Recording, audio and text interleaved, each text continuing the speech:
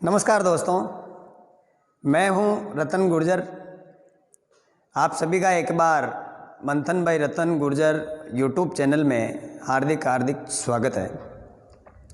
जैसा कि हम व्यवस्थापिका का अध्ययन कर लिया है, कार्यपालिका का कर लिया है, अब बारी आती है न्यायपालिका की।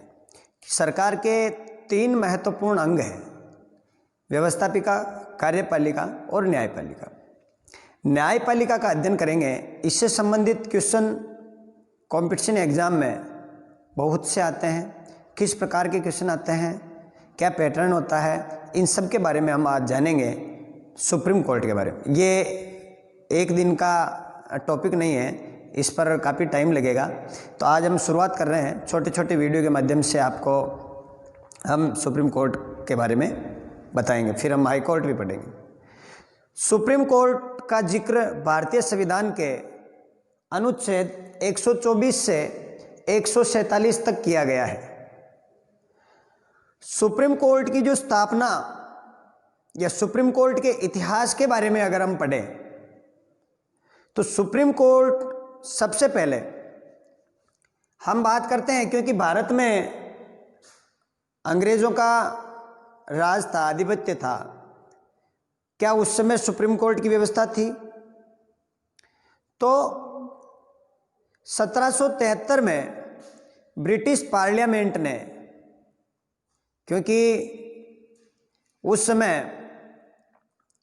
शासन का जो जिम्मा है वो अंग्रेजों के पास था, तो ब्रिटिश पार्लियामेंट ने 1773 का एक रेगुलेटिंग एक्ट पास किया था। उस रेगुलेटिंग एक्ट में मतलब नियम बनाए गए थे उस समय। उस रेगुलेटिंग एक्ट में सुप्रीम कोर्ट का प्रावधान भारत में किया गया और वो सुप्रीम कोर्ट कोलकाता में स्थापित किया गया। तो ये भी आपको ध्यान होना चाहिए। 1773 के रेगुलेटिंग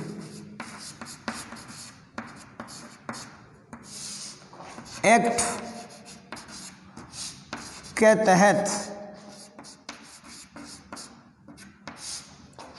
सुप्रीम कोर्ट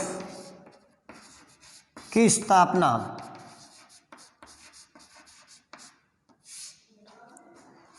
कलकत्ता में, या अभी हम कोलकाता कह सकते हैं, कोलकाता में की गई। कोलकाता में की गई और ये स्थापना 1774 में हुई। 73 का रेगुलेटिंग एक्ट था और स्थापना हुई 1774। उसके बाद हम बात करें तो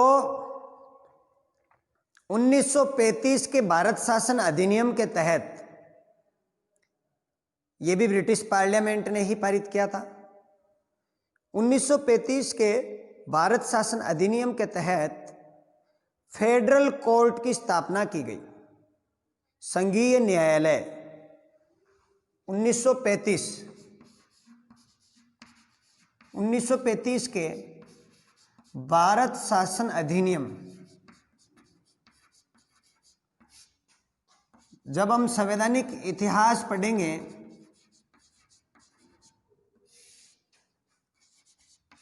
तो हम भारत शासन अधिनियम के बारे में जानेंगे। एक तरह से भारतीय संविधान का बहुत बड़ा भाग इससे ही लिया गया। फेडरल कोर्ट यानी संघीय न्यायालय। संघीय न्यायालय की स्थापना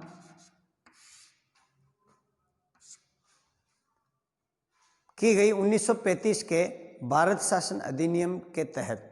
कब की गई? तो ये न्यायालय 1 अक्टूबर 1937 को लागू हुआ। 1 अक्टूबर 1937, तो इसको 1937 ध्यान में रख सकते हो आप। 1937 में ये सुप्रीम कोर्ट, लेकिन यहाँ पर लेकिन इसलिए कह रहा हूँ मैं क्योंकि ये भी सुप्रीम कोर्ट नहीं था, ये फेडरल कोर्ट था, संघीय न्यायालय था। अर्थात इसके खिलाफ ये अंतिम न्यायालय नहीं था, सुनवाई का अंतिम न्यायालय नहीं था, ध्यान रहे। फेडरल कोर्ट द्वारा दिए गए निर्णय को प्रीवी काउंसिल इंग्लैंड ब्रिटेन में अपील की जा सकती थी, प्रीवी काउंसिल में भी अपील की जा सकती थी। इसीलिए ये एक सुनवाई का अंतिम न्यायालय नहीं कह सकते हम, कि इसके खिलाफ भी अपील, इसके खिलाफ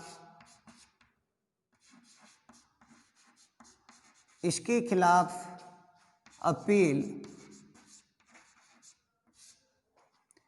प्रीवी काउंसिल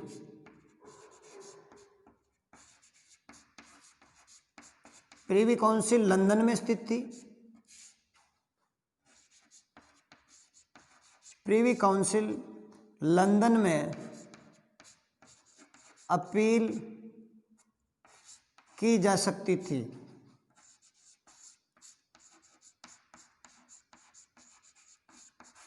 तो इसका मतलब ये भी अंतिम न्यायालय नहीं हुआ। अब इसके अंदर एक क्वेश्चन ऐसे बन सकता है कि 1935 के तहत जो सुप्रीम कोर्ट की स्थापना की गई उसके मुख्य न्यायाधीश कौन बने? तो उस समय 1937 में जब इसकी स्थापना हुई, मॉरिस ग्वेयर इसके मुख्य न्यायाधीश बने। इस अधिनियम के तहत सुप्रीम कोर्ट में 1+4 न्यायाधीशों की व्यवस्था की गई, एक मुख्य न्यायाधीश, 4 अन्य न्यायाधीश। ध्यान रहे, हीरालाल जी कानिया जो कि भारत के प्रथम मुख्य न्यायाधीश हैं सुप्रीम कोर्ट के, स्वतंत्र भारत के, उस समय इस फेडरल कोर्ट के न्यायाधीश थे।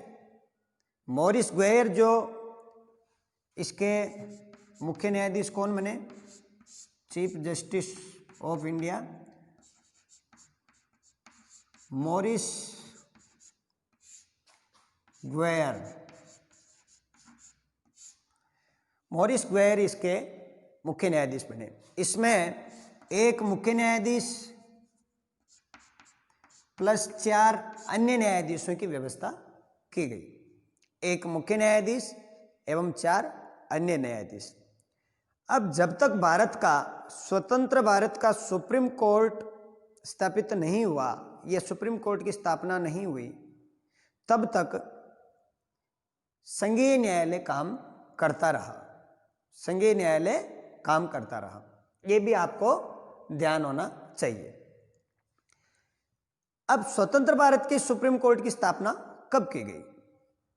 तो स्वतंत्र भारत के सुप्रीम कोर्ट की स्थापना 28 जनवरी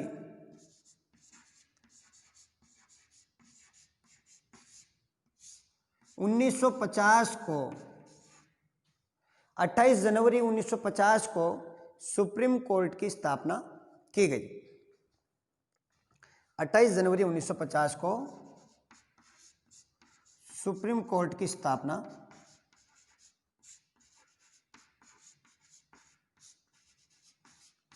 की गई।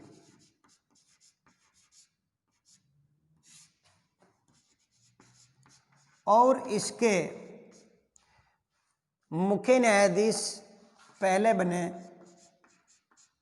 हीरालाल जे कानिया। हीरालाल जे कानिया इसके चीफ जस्टिस ऑफ इंडिया बने। अब ये हमने सुप्रीम कोर्ट के इतिहास के बारे में देखा कि किस प्रकार सुप्रीम कोर्ट अस्तित्व में आया।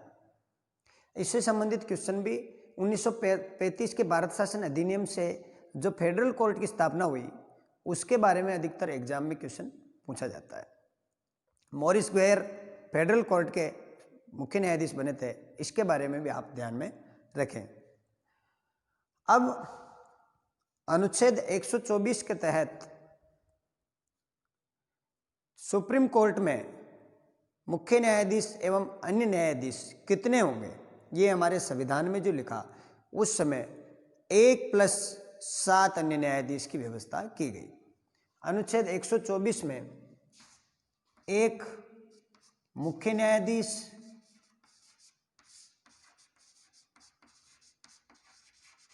एवं 7 अन्य न्यायाधीश, मुख्य न्यायाधीश की सहायता के लिए 7 अन्य न्यायाधीशों की व्यवस्था भी की गई।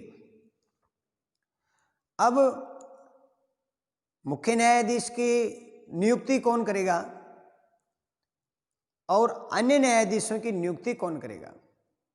तो नियुक्ति के बारे में संविधान में स्पष्ट लिखा हुआ है कि सुप्रीम कोर्ट के मुख्य न्यायाधीश की नियुक्ति राष्ट्रपति करेगा एवं अन्य न्यायाधीशों की नियुक्ति भी राष्ट्रपति या राष्ट्रपति द्वारा नामित व्यक्ति अन्य न्यायाधीशों की नियुक्ति करता है एवं उन्हें शपथ भी राष्ट्रपति ही दिलाता है। नियुक्ति के बारे में हो गया। क्या वर्तमान में सुप्रीम कोर्ट में एक मुख्य न्यायाधीश एवं 7 अन्य न्यायाधीश ही है? तो नहीं है। वर्तमान में एक मुख्य न्यायाधीश एवं 30 अन्य न्यायाधीशों की व्यवस्था है। तो आप सोच रहे होंगे कि संविधान में 1+7 अन्य न्यायाधीश लिखा हुआ है, वर्तमान में 1+30 कैसे है? क्या संविधान में संशोधन हुआ? बिल्कुल नहीं। अगर क्वेश्चन घुमाने वाला हो, अगर ऐसा पूछा जाए मूल संविधान में या वर्तमान में संविधान में सुप्रीम कोर्ट में कुल कितने न्यायाधीशों की व्यवस्था है, अब उसमें ऑप्शन आ जाए 1+7, 1+30, 1+15, 1+25, तो दोस्तों आपका आंसर जो होगा वो आप डायरेक्ट 1+30 पे जाओगे, लेकिन ये गलत है। 1+7। क्यों? क्योंकि संविधान में 1+7 ही लिखा हुआ है। सामान्य कानून द्वारा, संसद द्वारा न्यायाधीशों की संख्या में वृद्धि कौन करेगा? संसद सामान्य कानून से न्यायाधीशों की संख्या में वृद्धि कर सकती है। लिख सकते हैं आप, संसद सामान्य कानून से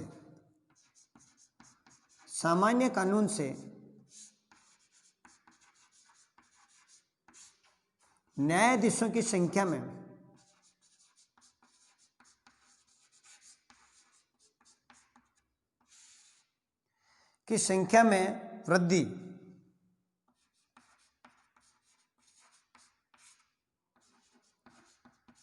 वृद्धि कर सकती है। न्यायाधीशों की संख्या में संसद कानून बना करके वृद्धि कर सकती है। जैसा कि पहले 1+7 था, 1986 में 1+25 था, 26 था, और जो वर्तमान व्यवस्था है 1+30 की, ये कब की गई? तो 2009 में 1+30 की व्यवस्था की गई। वर्तमान में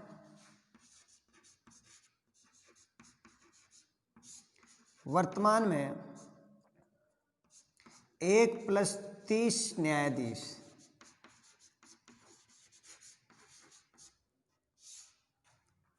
ये व्यवस्था 2009 में की गई। 2009 में 1+30 न्यायाधीशों की व्यवस्था की गई। तो दोस्तों ये संख्या के बारे में था कि कितने न्यायाधीश होंगे। तो वर्तमान में 1+30 है, लेकिन संविधान में अभी भी 1+7 ही है। लेकिन वर्तमान में प्रश्न ऐसे आ जाए, वर्तमान में सुप्रीम कोर्ट में कुल कितने न्यायाधीश हो सकते हैं? तो 1+30। भारतीय संविधान में संविधान शब्द अगर आ जाए तो वहाँ पर 1+7 ही है। अब इनका कार्यकाल कितना है? तो इनका कार्यकाल 65 वर्ष तक है। कितना है दोस्तों? 65 वर्ष तक। अब यहां पर यह आप स्क्रीनशॉट ले सकते हैं।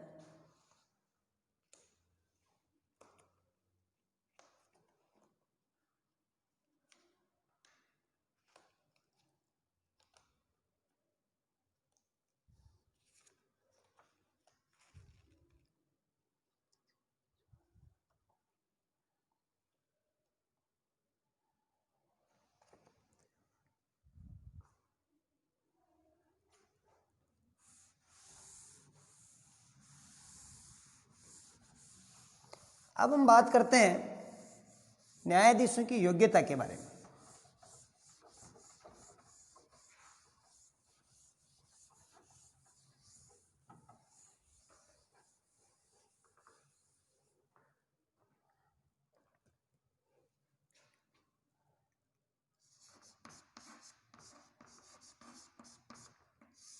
योग्यता, सुप्रीम कोर्ट का न्यायाधीश बनने के लिए क्या योग्यता होना जरूरी है?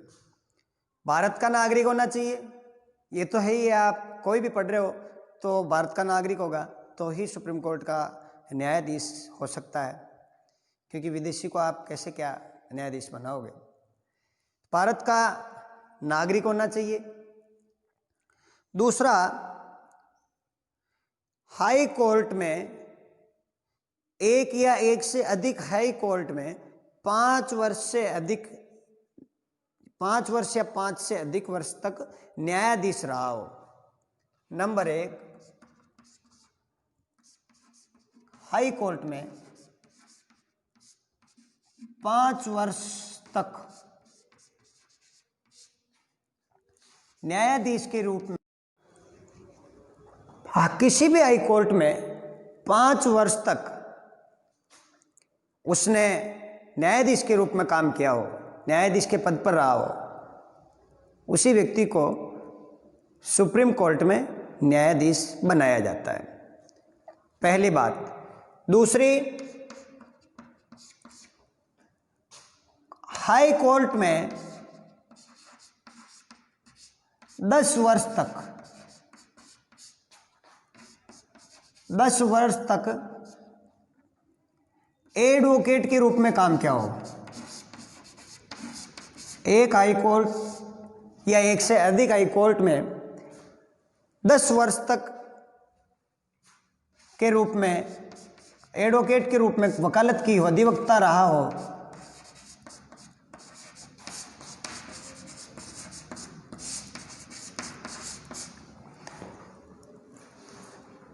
तीसरा, वो राष्ट्रपति की नज़र में विधि का अच्छा जानकार हो, राष्ट्रपति की नज़र में विधि विशेषज्ञ हो, राष्ट्रपति की नज़र में विधि विशेषज्ञ हो,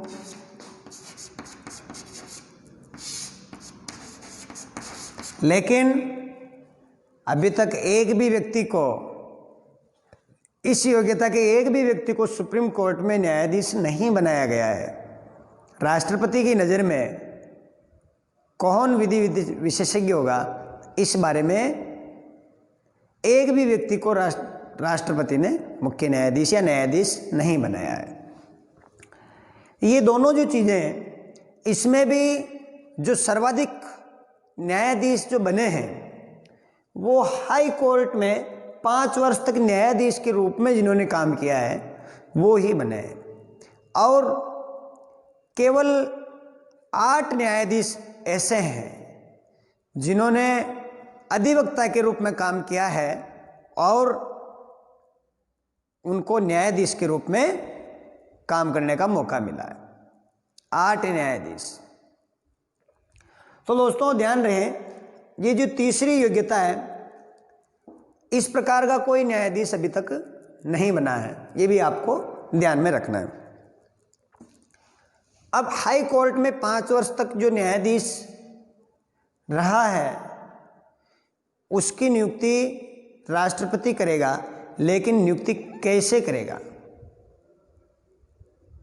इस बारे में आपको जानना बहुत ज़रूरी है, क्योंकि ये न्यायपालिका एवं कार्यपालिका के बीच टकराव की स्थिति पैदा करता है। क्योंकि राष्ट्रपति प्रधानमंत्री एवं मंत्री परिषद की सलाह से काम करता है, तो प्रधानमंत्री एवं मंत्री परिषद जो सलाह देगा उस व्यक्ति को राष्ट्रपति अगर न्यायपालिका में न्यायाधीश के रूप में नियुक्त करता है तो एक स्वतंत्र अंग की जगह, निष्पक्ष न्यायपालिका की जगह कार्यपालिका का न्यायपालिका में हस्तक्षेप हो जाएगा। तो न्यायपालिका एवं कार्यपालिका में टकराव भी देखने को मिला। इस बारे में नियुक्ति के मामले में कि सुप्रीम कोर्ट में अन्य न्यायाधीशों की नियुक्ति कौन करेगा, किन की करेगा, क्योंकि वरिष्ठतम की नियुक्ति मुख्य न्यायाधीश के रूप में की जाती रही है। अन्य न्यायाधीशों की नियुक्ति के मामले में कॉलेजियम व्यवस्था चल रही है।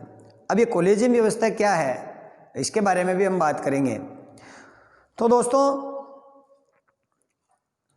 फर्स्ट ये केस आया सामने 1982 में एसपी गुप्ता वर्सेज भारत संघ। एसपी गुप्ता वर्सेज भारत संघ वाद। अक्सर कंपटीशन एग्जाम में ये वाद से संबंधित क्वेश्चन बहुत आते हैं और आप कंफ्यूजन हो जाते हैं कि ये यहाँ पर ये वाद आ गया, वहाँ पर केशवानंद भारती वाद आ गया, गोलकनाथ बनाम पंजाब राज्य आ गया, मतलब बहुत से ऐसे वाद हैं। तो आपको जो टॉपिक पढ़ रहे हैं उससे संबंधित कौन सा वाद है वो आपको ध्यान रखना है। तो नियुक्ति के मामले में फर्स्ट जजेज केस के मामले में एसपी गुप्ता वर्सेज भारत संघ वाद आया। उस समय क्या हुआ, इसको जजेज ट्रांसफर वाद भी कहते हैं, क्योंकि उस समय बहुत से हाई कोर्ट के न्यायाधीशों का स्थानांतरण गलत तरीके से किया गया था, ऐसा मानना था।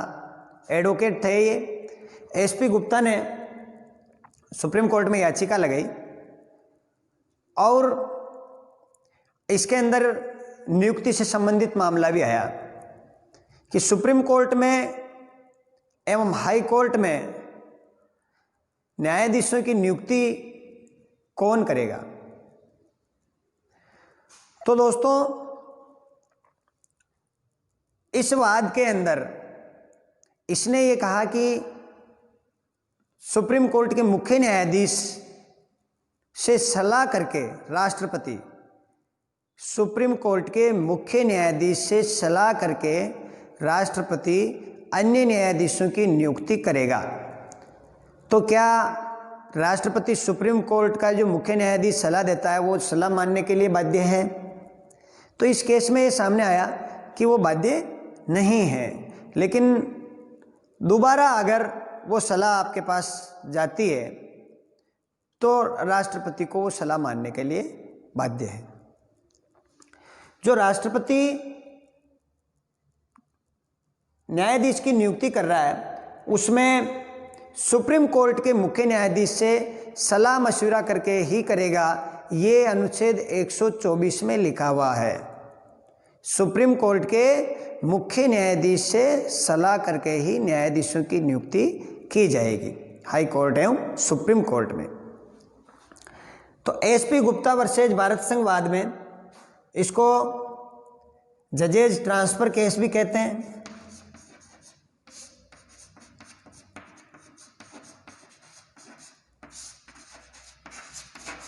एवं फर्स्ट जजेज केस भी कहते हैं।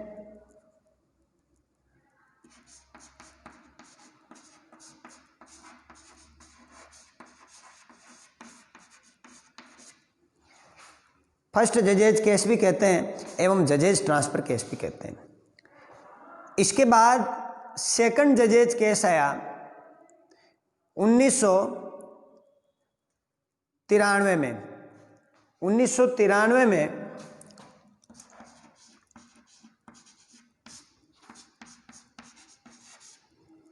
सेकंड जजेज केस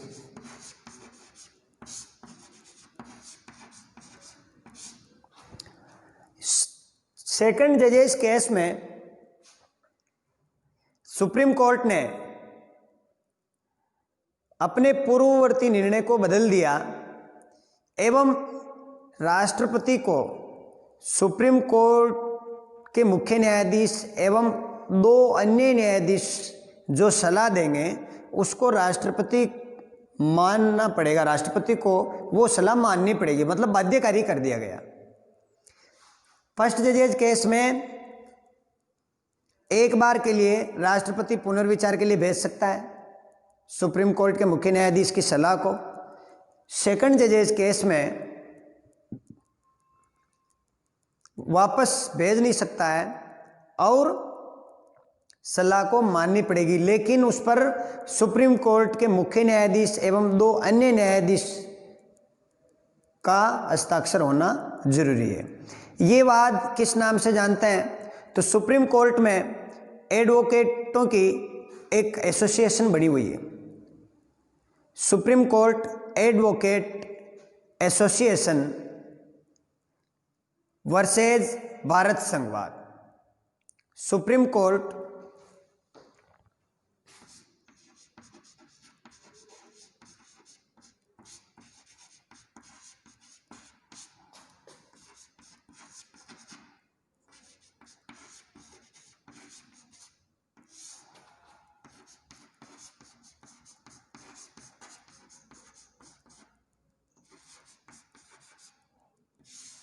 वर्सेज भारत संघ।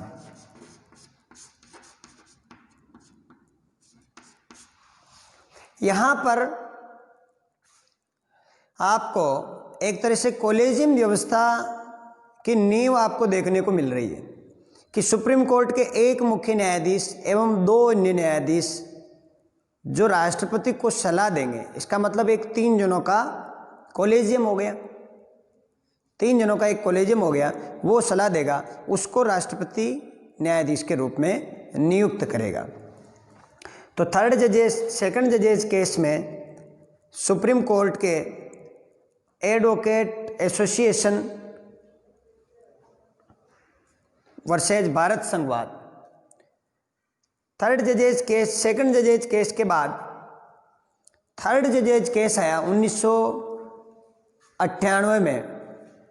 1998 में थर्ड जजेज केस आया, उसमें कॉलेजियम व्यवस्था के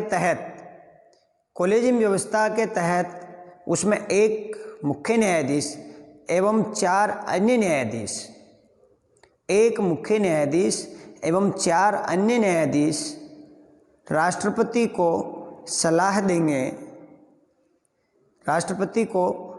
देंगे कि सुप्रीम कोर्ट में अन्य न्यायाधीशों की नियुक्ति राष्ट्रपति करेगा। ये राष्ट्रपति को सलाह देंगे।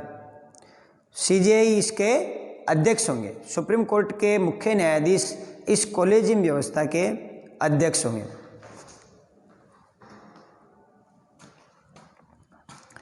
उन्नीस सौ 98 थर्ड जजेज केस।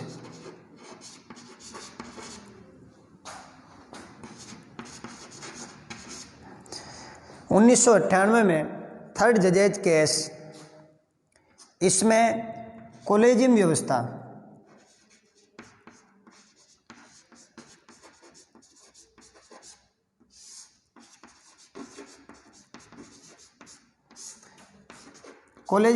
में 1+4, एक कौन? सुप्रीम कोर्ट के मुख्य न्यायाधीश,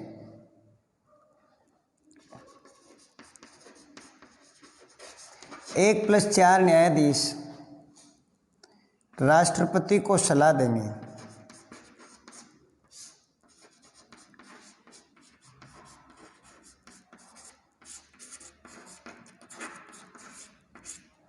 इसके अंदर राष्ट्रपति ने 1998 में राष्ट्रपति ने अनुच्छेद 143 के तहत पूछवाया था कि क्या कॉलेजियम व्यवस्था से जो नाम आएंगे उसको राष्ट्रपति पुनर्विचार के लिए भेज सकता है। तो बिल्कुल राष्ट्रपति पुनर्विचार के लिए भेज सकता है। ये व्यवस्था भी थर्ड जजेज केस में सामने आई। थर्ड जजेज केस में कॉलेजियम व्यवस्था सामने। कॉलेजियम का मतलब एक ग्रुप हो गया जिसमें सुप्रीम कोर्ट के मुख्य न्यायाधीश अध्यक्ष होंगे एवं 4 वरिष्ठतम न्यायाधीश इसके सदस्य होंगे। ये 5 न्यायाधीश मिलकर के अन्य न्यायाधीशों की नियुक्ति के लिए राष्ट्रपति को सलाह देंगे। मतलब एक तरह से आप समझ सकते हैं कि ये सुप्रीम कोर्ट का एकाधिकार हो गया। लेकिन इसमें अगर 2 न्यायाधीश असहमत हैं, 5 हो गए, 5 में अगर 2 न्यायाधीश असहमत हैं, 2 न्यायाधीश असहमत हैं तो 2 न्यायाधीश असहमत हैं तो राष्ट्रपति सलाह नहीं मानेगा।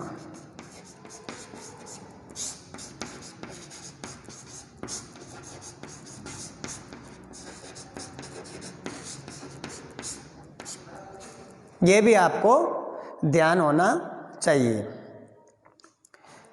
तो सुप्रीम कोर्ट में न्यायाधीशों की नियुक्ति के मामले में काफ़ी कार्यपालिका एवं न्यायपालिका के बीच टकराव देखने को मिलता है। इसके बाद सन 2000 में अटल बिहारी जी की सरकार ने एक संविधान समीक्षा आयोग का गठन किया गया था, जिसके अध्यक्ष एम वेंकट चलैया थे।